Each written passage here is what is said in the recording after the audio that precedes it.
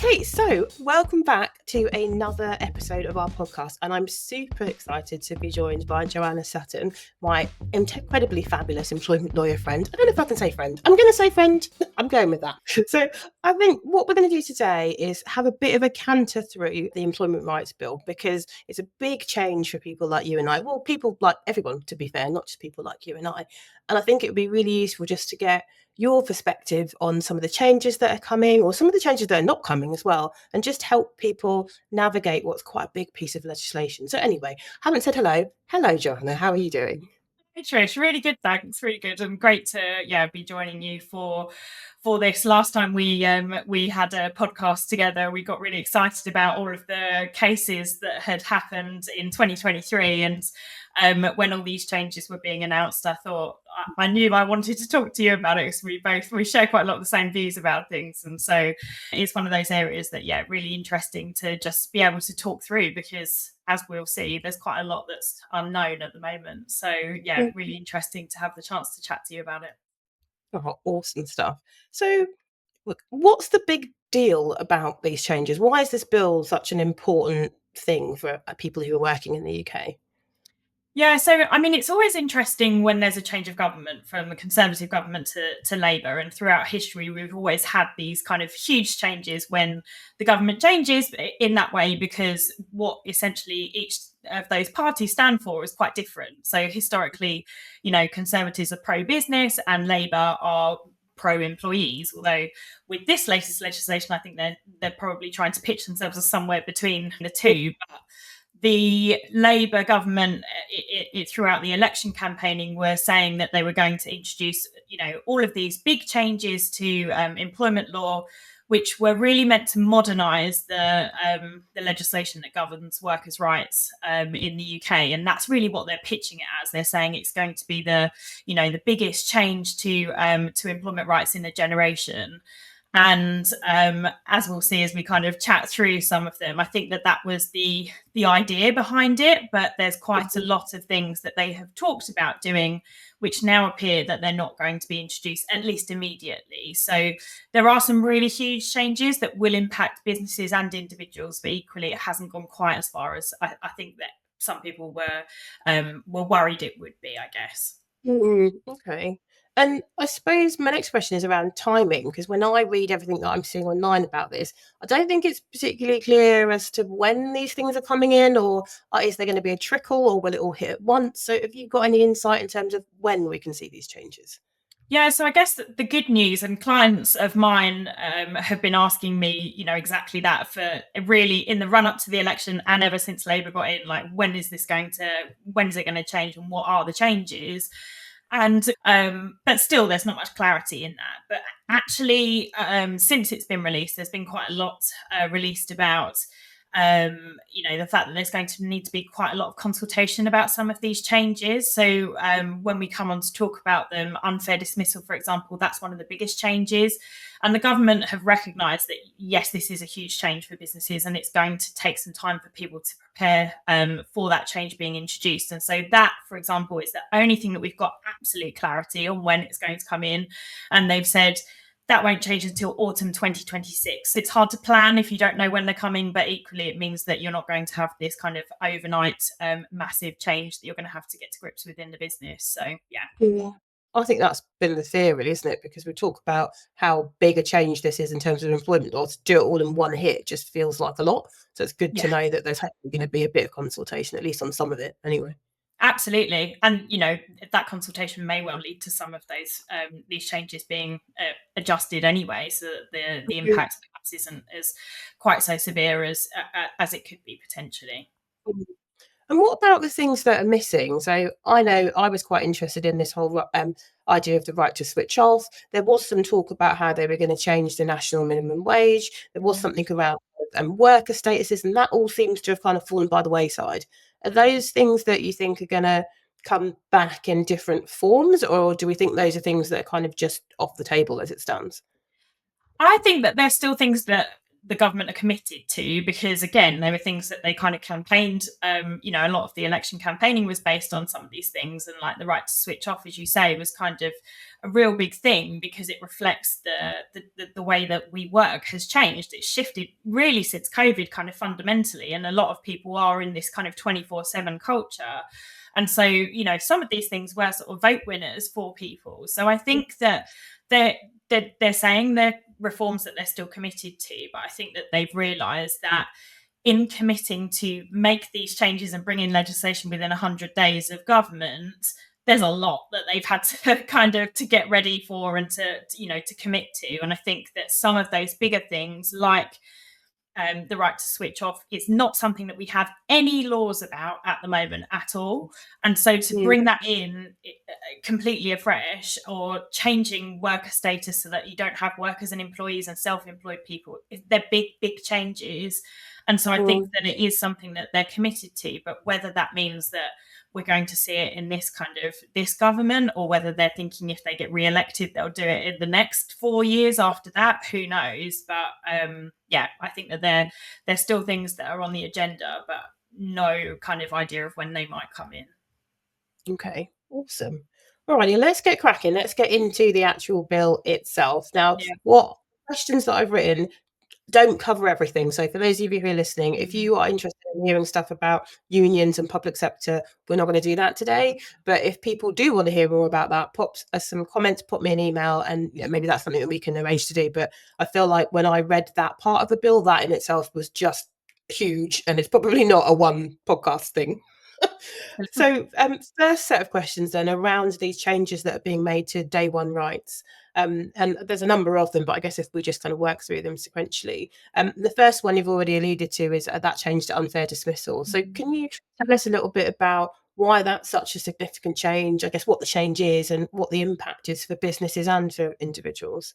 Sure. So, I mean, I think that this is the biggest change that's been announced so far. So basically, at the moment, an employee has to have worked for your company for at least 2 years before they gain the right to claim unfair dismissal. And that's for, you know, if they've been dismissed for poor performance or, you know, committing misconduct or something like that.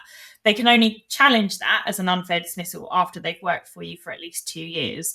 What the Employment Rights Bill is proposing is to make that a day one right, so that from your very first day of employment, if you are dismissed, you can challenge that as an unfair dismissal. So huge change. And I think that in recognising that's a huge change, one of the things that they're proposing to put in place is a statutory probation period. So you would still have the right to claim unfair dismissal, but the same processes and procedures wouldn't apply during this probation period, which at the moment, some companies have a probation period, some people don't. You know, it's something I always recommend because it's kind of a good way of it being effectively, employees understand that to be a trial period where they're on, you know, their best behaviour, they're doing the work to the best of their ability, but it's also kind of making sure they're the right fit for the business and that, you know, that you want to continue to employ them.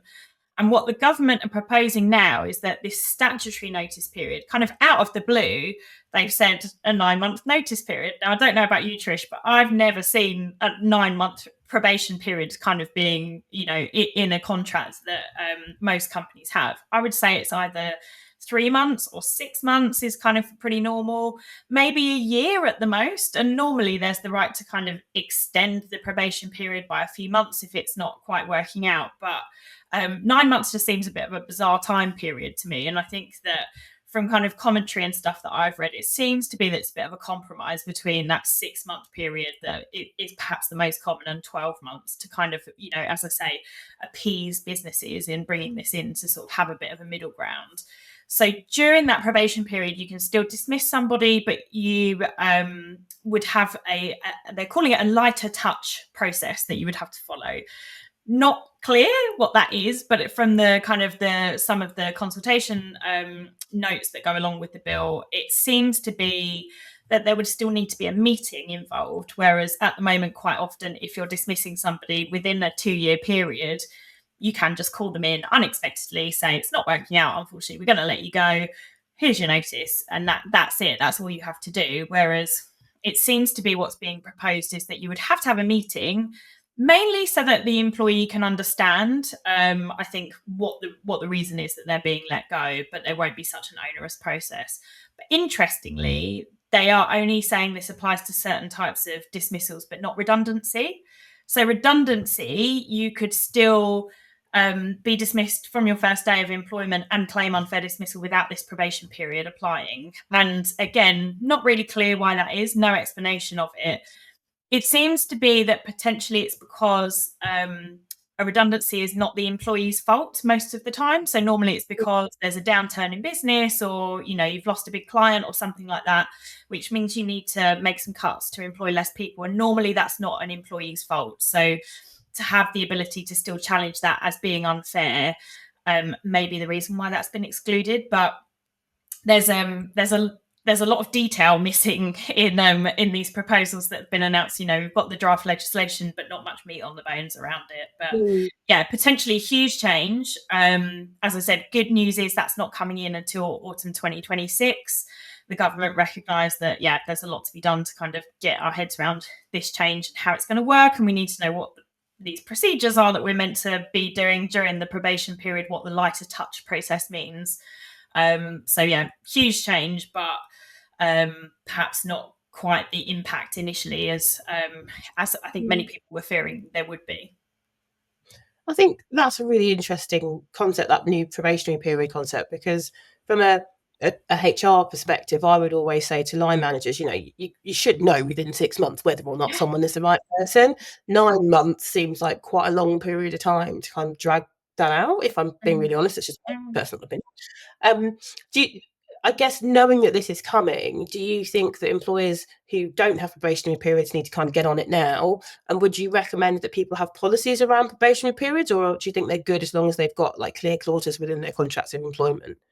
Yeah, I think that this is going to be one of those areas that we quite often kind of say, it's going to be down to the managers on the ground to actually deal with it properly. And you'll know from an HR perspective that very often, the difficult conversations don't happen when they should. And so, you sometimes avoid that, or you think someone's going to get better, or people don't like having those direct conversations to say this is what you're not doing right. And the easiest way then is it builds up, and then you're effectively at a point where you think, well, we can't have this person working for us anymore. So better management of the probation periods, I think, is going to be key to it. And in that way, having a policy, I think, would be recommended, because then everyone knows what the process is and what the steps are.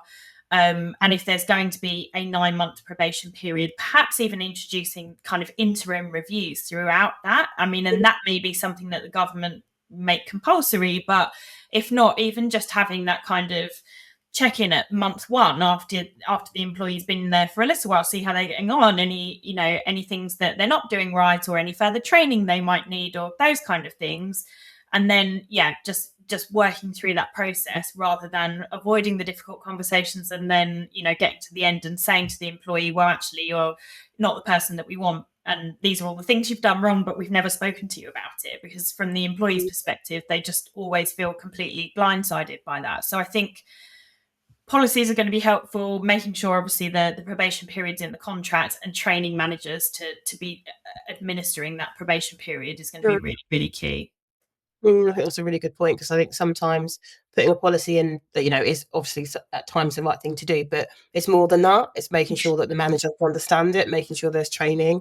So yeah, that's a really, really useful point. Alrighty, so next, day 1 right then, paternity leave. And I guess in my experience, this is the one that probably doesn't get used as much as it should do. So you could tell us a little bit about what the change is in terms of day 1 rights with paternity leave. Yeah, sure. So paternity leave is available to all employees after the birth of a baby, provided that they work for the same company for at least 26 weeks, and it entitles you to 2 weeks off. And there's been some changes recently around kind of when you can take that, and whether you can take 1 week at a time, and a week at a later date or something like that. So there have been various changes to family leave type rights sort of generally over the last few years, I think, with the aim, as you say, of kind of encouraging better take up, but also to balance the care of the baby between the mother and the father, because we know that mothers are traditionally kind of more impacted by having to take a longer period of maternity leave, their careers suffer and stuff as a result. And, compared to other European countries, the way that we operate it in the UK is quite different. And so what this is effectively saying is that the right to take paternity leave, that sort of requirement to have worked for the company for a certain period of time, is abolished, so that you can take it from the very first day of employment. And the intention behind that, as I say, is to kind of, share out some of those caring responsibilities, but also to mean that employees don't feel tied to continue working at the same company if they're expecting a child or they're planning to have a child, so that then there's that kind of more free movement of employees throughout, different businesses. Because we know over the last few years, retention and recruitment and stuff has been such a major issue. And a lot of companies are still finding it really difficult to recruit because, perhaps the pool of employees is smaller. So this is intended, I think, to have a kind of dual approach of supporting people being able to take that leave, but also being able to feel confident in moving around to work for different organisations. I hadn't thought about it from that perspective. That's actually quite nice. Not that it isn't a nice piece of legislation anyway, but yeah, it's nice to think about it that way, give a bit more freedom. Yeah. What about parental leave then? Easy to get the two confused. Absolutely. What's the difference? Yeah, definitely. So parental leave is again a right for a parent, and this applies normally after you've worked for a company for at least a year. Then you have the right to take up to 18 weeks of unpaid leave to care for a child up until the child reaches the age of 18. So again, what this legislation is proposing to do in the Employment Rights Bill is remove that length of service requirement, so that again, from day one, you have the ability to take unpaid parental leave to care for a child as you need to. So again, pretty underused right. I mean, I don't know if you see it very often being used, this type of leave. There's various types of sort of family leave that deal with things like time off for an emergency and things like that, like emergency, the nursery is closed and I need to take the day off to look after my child. But this unpaid parental leave is kind of less utilized. So possibly something, again, to help support, families in being able to share those caring responsibilities. But it's unpaid, so it's still pretty difficult for people to take that leave. But I think that with both of those, I think the impact on businesses will be that more people will be entitled to take this leave, which may then affect kind of workforce planning and stuff like that, in terms of, more, if the take up does increase, then you're going to have less people on the ground to be doing the work potentially, and more people wanting to take leave at the same time. I think it's a difficult one. So I think about when my children were small, because they're not anymore, they're off at university now. But when they were small, it would have been really quite difficult to take periods of unpaid leave because your costs are already higher, right? I'm paying for babies. In my case, I've got twins, so I was paying for two little ones. Taking time off unpaid just wouldn't have made sense. So I guess it's nice to have it available, but I can see why there's probably a lower take up because you're at a time when your costs are so much higher. Like, it's a difficult thing. But anyway, that's my personal view. Yeah, and interestingly, I think that the government recognise that these types of leave that are in place and the pay around them isn't ideal for exactly those reasons, as you said. And one of the things they have said they're committed to, looking at further reforms is around, caring responsibilities and family leave, and seeing where those changes can be made. So I think it is definitely an area that there's a huge focus on. There's a lot of campaigning groups that focus on these kind of things at the moment, and it's a real hot topic. And I think it's a benefit that a lot of organisations offer that perhaps 10 years ago, you wouldn't have had such competing benefits for taking different types of family leave. So I think it's an area that's certainly going to carry on developing, but perhaps this change isn't going to be kind of a huge impact at the moment. At least people are different, though. Just because that's my experience of the world doesn't mean that's the same for everybody else, right? So having options on different ability to utilise leave, I think, is super helpful. So I'm not knocking it. Yeah. The last one from a day one rights perspective is bereavement leave. Now, I am a little bit, so I did sit and trawl through 158 pages of the bill. And when I saw this bit, it didn't come across in the way that I thought it would. So correct me if I'm wrong, but the way I read it was they're tweaking the current provision that we've got for parental bereavement leave and just making it apply to everyone else. Is that correct? I agree. It's not clear. And the way I understand it is that it's going to be like parental bereavement leave. So they brought that in a couple of years ago, where a parent who has lost a child had a right to take 2 weeks off of work, which, just seems like nothing in those circumstances. But what they're proposing to do is amend the legislation so that that will remain in place. But then if you experience bereavement more generally, not just a child, that you would have the right to 1 week off of work. And it wasn't really clear when I read it whether it was going to be paid or unpaid or paid at a statutory rate or anything like that. We don't know who who the deceased person, what your relationship with them has to be to qualify for it. So, it's not clear. They've said that they're going to consult on that and decide what the relationship has to be to the person that's died for you to qualify for the leave, and whether that's going to be kind of an immediate relative or something like that, we don't know.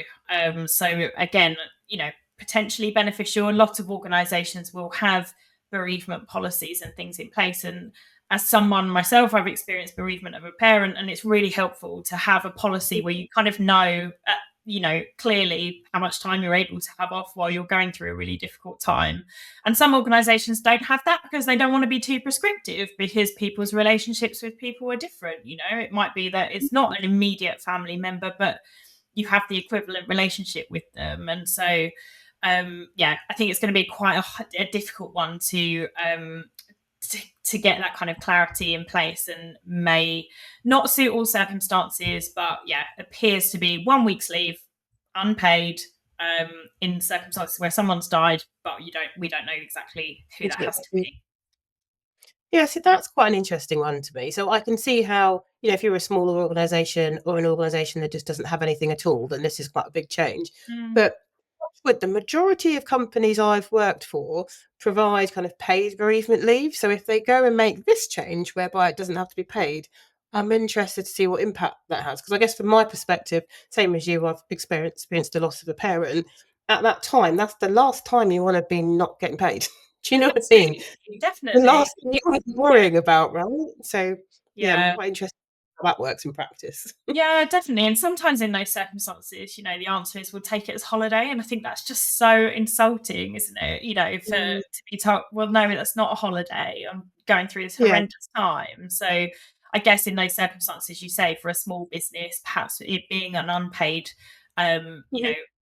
leave is better than nothing. At least you get the entitlement to something. But most organizations would offer something, whether that's a few days off for funeral and things like that. So we'll wait and see what they come up with in terms of that. So progress, I think again reflects kind of modern life, and the fact that these things happen and people have to deal with it, and you shouldn't be forced to go through it to work and carry on. And think some of the guidance around it was talking about the impact on mental health of people having to do that and continue working, and the longer term effect that can have. So I think a positive step forward. Yeah, definitely. Alrighty. So my next set of questions are around 0 hours contracts. I bet you're very excited about that. And there seem to be, I wouldn't say a raft, but a handful of changes that have been proposed by the bill. We earlier in the year, there was a lot of talk about exploitative 0 hours contracts, and I'm hoping I've not missed it, but that's why we're having this conversation. I don't feel like that term exploitative has been explained. So as an employer, I don't know how do I know whether my 0 hours contract is exploitative? Did you get that from the bill as well? Yeah, definitely. I think the section around 0 hour contracts and guaranteed hour contracts, which is kind of linked to it, is really complicated, really complicated, and hard to kind of get your head around. And they don't define what exploitative 0 hours contracts are. And I think that's just generally because the kind of the current mood, or the mood that's been building for the last few years about 0 hours contract, is they are bad and we shouldn't have them anymore. And so they had said, we're going to ban them because they're bad for individuals being able to plan their life and have security in their employment and everything else. And I think that that's true. I think back to kind of when I was a student and had like a substate job. Even with that, I didn't have a 0 hours contract. I had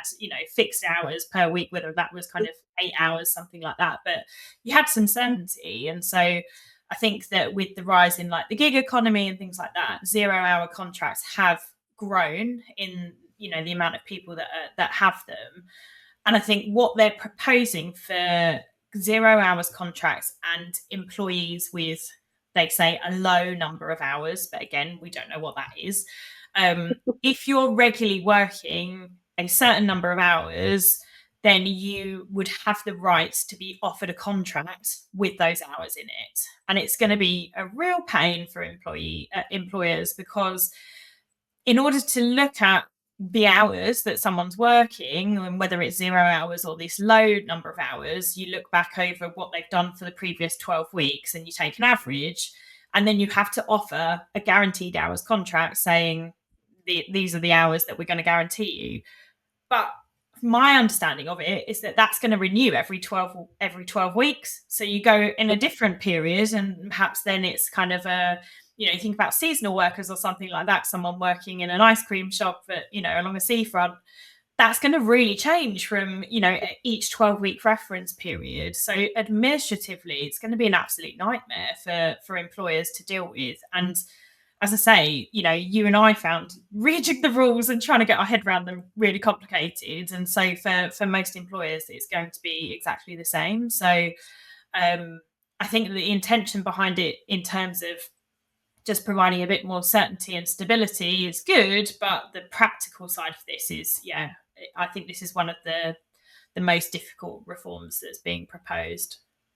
I mean, I don't know if I'm being a little bit extreme here, but are we at the point where employers just shouldn't be using 0 hours contracts because we're going to have all of these different, quite intricate changes like what you've just outlined there? If I was running a small business and I've got to spend time trying to figure out that, it just seems like a lot to me. So do you think we're at a point where, I know that 0 hours contracts haven't been banned, but should businesses now just stop using them?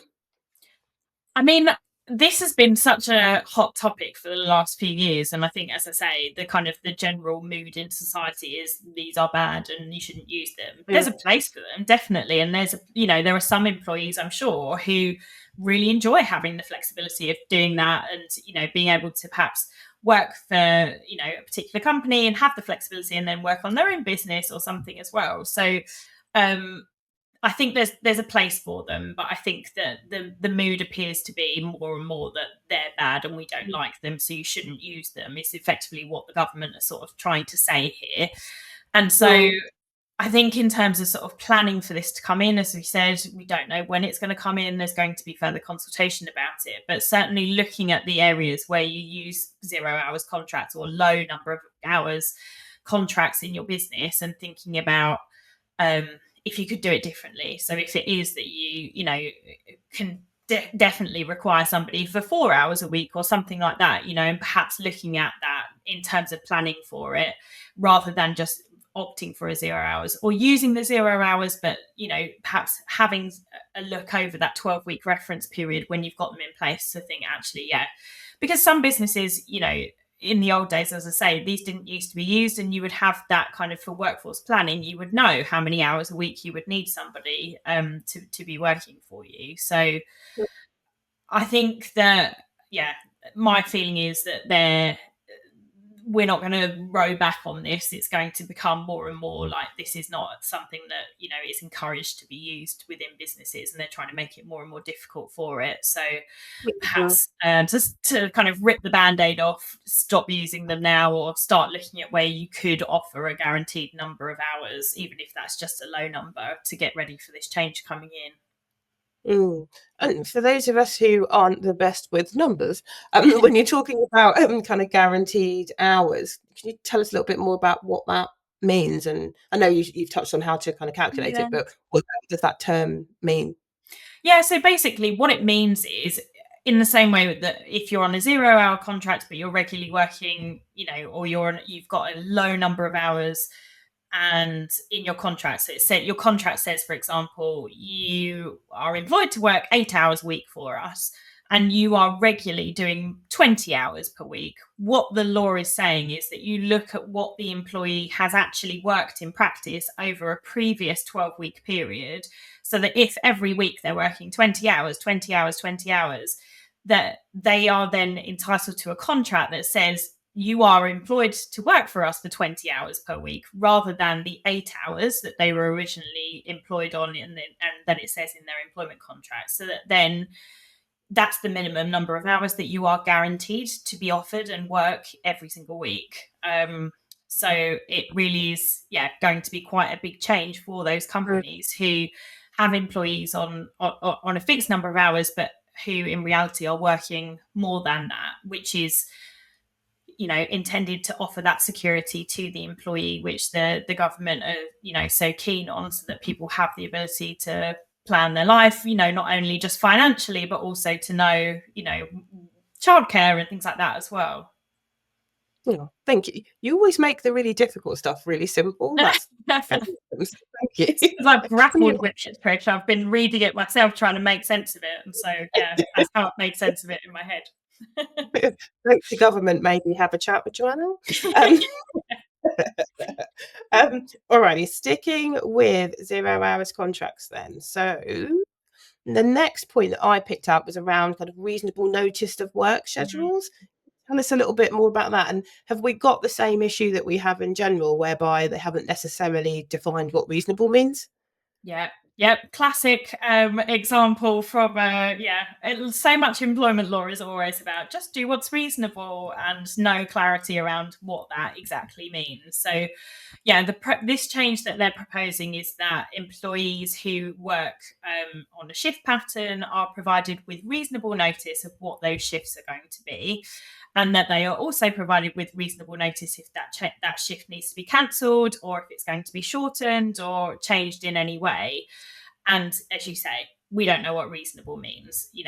That's probably in reality going to be different for every business. It might be that, some organisations need to set their rotas at relatively short notice, because it might be that it's reliant on, thinking about, I don't know, an events business or something like that. You've suddenly got a wedding at the weekend that you need a load of staff for, or something gets cancelled and then you have to change that. So some organisations, like a supermarket or something like that, would probably be able to provide much longer notice because they've got reasonable idea of what the demand will be for staff over that period of time. So one, again, that they're going to consult on, and I don't know that one size is going to fit all in these circumstances.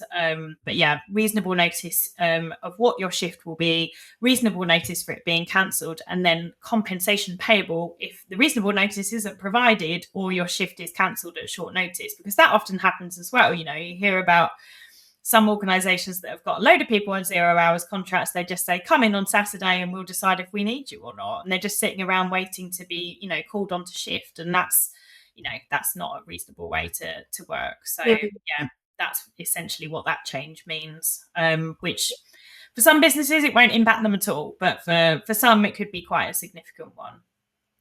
It seems like it's all about kind of that planning and fairness piece. So where people, I suppose what you just described there does feel like it's exploitative, right? So if you're doing exploitative stuff, then you're going to have an issue. But if you're not, hopefully you should be okay. Yeah. I think it's about perhaps looking at, again, the way that you operate at the moment, how often you're setting those shifts in advance, and whether you could provide more notice, or, how it's going to impact you when it does come in.